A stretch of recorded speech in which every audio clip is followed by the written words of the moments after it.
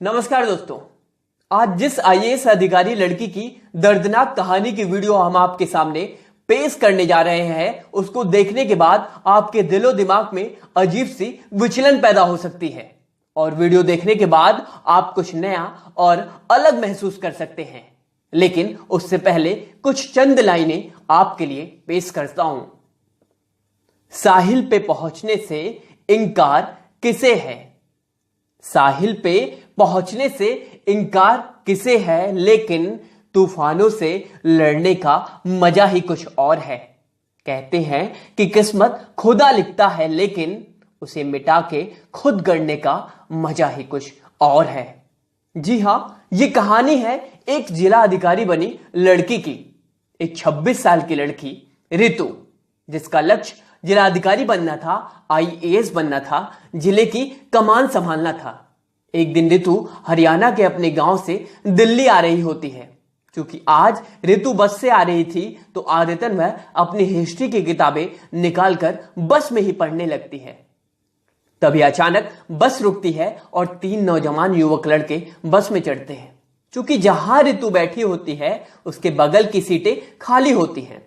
तभी लड़के धमाक से रितु के बगल आ बैठ जाते हैं और बस चल पड़ती है। लड़के रितु के बगल में बैठे होते हैं, लेकिन रितु को इस बात का जरा भी इल्म नहीं था कि बस कहां रुकी, कौन आया और कहां बैठा। क्योंकि रितु तो अपनी हिस्ट्री की किताबें पढ़ते पढ़ते हड़प्पा सभ्यता में खो गई होती है।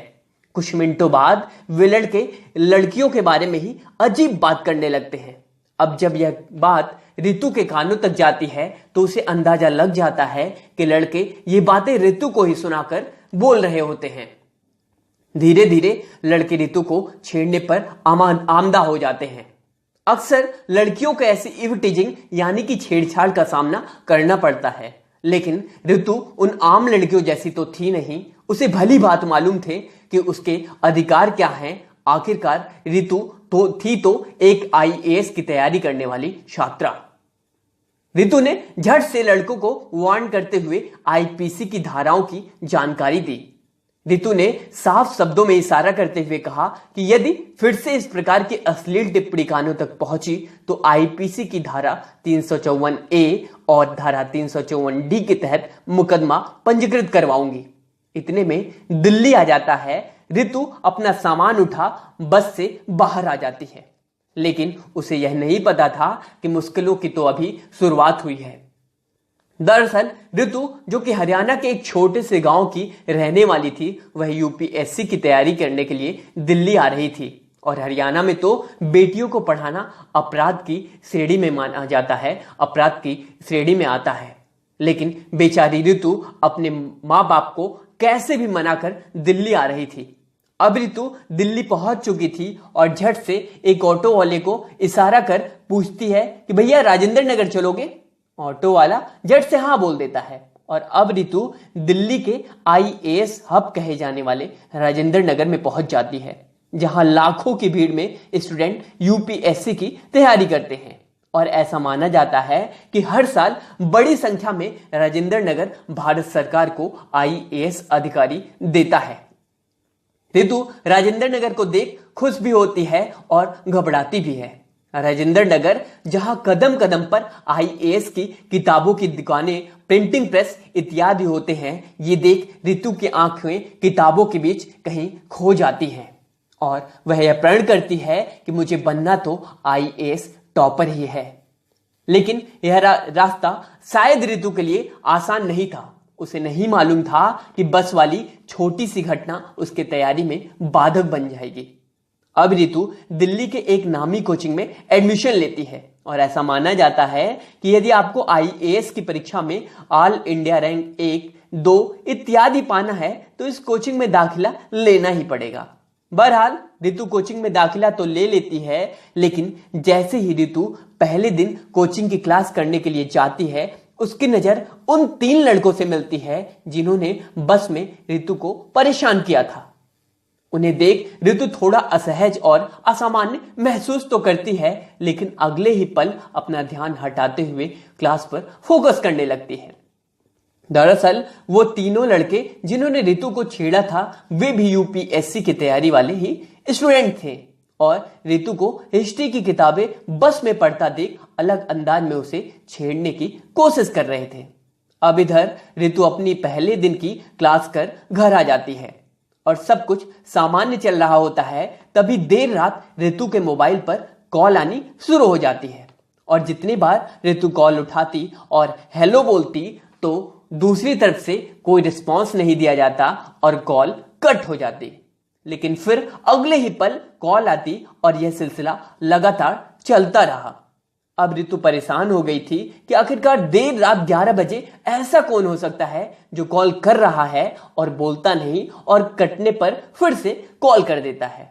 रितु ये सोचती ही है कि फिर से कॉल आ जाती है और फिर वही सिलसिला। अब रितु परेशान हो चुकी थी और वो अपना सेल फोन स्विच ऑफ कर देती है और क्लास के पढ़ाए गए आज के टॉपिक पर फोकस करती है। क्लास में पढ़ाए गए टॉपिक को तो रितु ने 2 घंटे में ही पढ़कर समाप्त कर दिया था, लेकिन उसे यह मालूम था कि यूपीएससी में आज की डेट में करंट अफेयर पढ़ना बहुत ही आवश्यक हो गया है। और रितु जब घर पर थी तब भी दिन के 3 घंटे देकर करंट अफेयर को पढ़ती थी और नोट्स बनाती थी और बार बार रिवाइज भी करती थी। अब रात के 1 बज चुके थे। रितु अपने करंट अफेयर के पोर्शन को शुरू करने के लिए अपने सेलफोन को स्विच ऑन करती है ताकि वह फोन में देखकर करंट अफेयर पढ़ सके। और जैसे ही वह फोन को ऑन कर एक करंट के इशू को डील कर रही होती है, पढ़ रही होती है, वैसे ही फिर से उसके फोन पर घंटी बजनी शुरू हो जाती है। अब रितु को यह समझ नहीं आ रहा था कि वह करे तो क्या। रितु परेशान होकर नंबर को स्विच ऑफ कर देती है, यानी कि मोबाइल फोन को स्विच ऑफ कर देती है। और अगली सुबह जैसे ही वह कोचिंग क्लास पहुंचती है तो उसका सामना उन 3 लड़कों से होता है। वह एक दूसरे से बातें कर जोर जोर से हंसकर कह रहे होते हैं, घंटी बजी क्या, हेलो हेलो।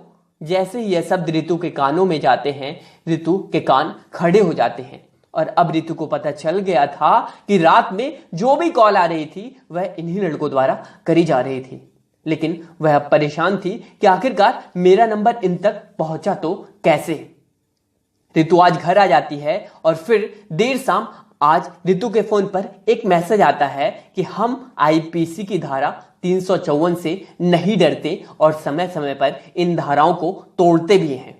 मैसेज पढ़ रितु गुस्से में आ जाती है और सोचती है कि कल यह मैसेज पुलिस को देखकर, पुलिस को दिखाकर आईपीसी की धाराओं की पावर को दिखाती हूं। लेकिन अगले ही पल उसे घर की याद आ जाती है कि कैसे माँ बाप ने, मम्मी पापा ने मुझे कितनी मुश्किलों में भेजा है और यदि यहाँ कोई समस्या हुई तो कहीं मुझे फिर से घर जाना ना पड़ जाए। और अगली सुबह रितु अपने नंबर को बदल देती है और एक नया नंबर लेती है और इस बार वह यह नया नंबर कोचिंग में रजिस्टर्ड नहीं कराती क्योंकि उन लड़कों को यह नंबर वहीं से मिला था। इसके बावजूद लड़के हर दिन कोचिंग क्लास में रितु को परेशान करते। अब रितु को ऐसी प्रतिदिन की इव टीजिंग यानी कि छेड़छाड़ की आदत पड़ गई थी, लेकिन उसे मालूम था कि उसका लक्ष्य क्या है। इधर लड़कों की इव टीजिंग जारी थी, उधर रितु अपनी पढ़ाई में दिन रात एक करती गई। लगातार वह पढ़ाई में घंटों की संख्या बढ़ाती गई और शायद किसी ने सही ही कहा है कि सत्य कभी पराजित नहीं होता। देर से ही सही, यदि आप सच्चे हो तो इसका सकारात्मक परिणाम मिलता ही है और यही रितु के साथ भी हुआ। रितु अपने दूसरे प्रयास में यूपीएससी की प्रारंभिक परीक्षा पास कर लेती है, यानी कि प्री परीक्षा निकाल लेती है और अब कड़े मेहनत से मेंस के लिए लग जाती है। और जब अब मेंस की बारी थी तो कोचिंग वालों ने प्री पास कर मेंस दे रहे बच्चों के लिए एक अलग रैपिड बैच चालू किया था। अब रितु का उन लड़कों से सामना नहीं होता और लड़के भी परेशान थे कि आखिरकार वह लड़की गई तो गई कहां। जी हां, लेकिन रितु को तो अर्जुन की तरह सिर्फ चिड़िया की आंख मालूम थी और कहते हैं कि इंसान विषम परिस्थितियों में कभी कभी कुछ ज्यादा ही अच्छा कर जाता है। ऐसा ही कुछ रितु के साथ हुआ। रितु ने दूसरे प्रयास में यूपीएससी की परीक्षा में अपना परचम लहरा दिया और आईएएस वाली सीट सिक्योर कर ली। जी हां, रितु ने यूपीएससी की परीक्षा में 369वीं रैंक लाकर इतिहास रच दिया था। अब जब नए नए चमकते हुए बैनर राजेंद्र नगर की गलियों में बड़े बड़े होर्डिंग के रूप में उन तीनों लड़कों को दिखते हैं, जिस पर सुनहरे अक्षरों में रितु कुमारी AIR यानी कि ऑल इंडिया रैंक 369 लिखा हुआ होता है, दूसरे प्रयास में लिखा हुआ होता है, तो उन लड़कों के पैरों तले जमीन खिसक जाती है।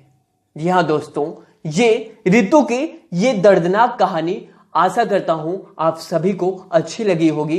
दोस्तों, यदि आपको ये स्टोरी में थोड़ा भी दिलचस्पी है, थोड़ी भी इंटरेस्ट आपको इस स्टोरी में देखने को मिला, तो प्लीज इस वीडियो को अधिक से अधिक शेयर करें। इतना शेयर करें कि देश के हर नागरिक के मोबाइल पर ये स्टोरी पहुंचनी चाहिए, ताकि अगली ऋतु के जिंदगी में इस तरह के भूचाल ना है। कोई मनचले लड़के, कोई इस तरह के लड़के ऋतु को परेशान, अगली ऋतु को ना कर पाए। आशा करता हूं आप इस वीडियो को अधिक से अधिक शेयर करेंगे। हर व्यक्ति, हर नागरिक के मोबाइल तक ये वीडियो पहुंचनी चाहिए। आशा करता हूं आप इस वीडियो को शेयर करेंगे और कमेंट बॉक्स में इस पे आप रिस्पॉन्स लिखना ना भूलें और लाइक भी करें। चलिए, अभी आप मुझे अगर फेसबुक से देख रहे हैं तो फेसबुक से डिफरेंट प्लेटफॉर्म पे शेयर करें, और यदि आप हमें अभी यूट्यूब से देख रहे हैं तो यूट्यूब से भी डिफरेंट प्लेटफॉर्म पे शेयर करें। चलिए, तब तक के लिए धन्यवाद।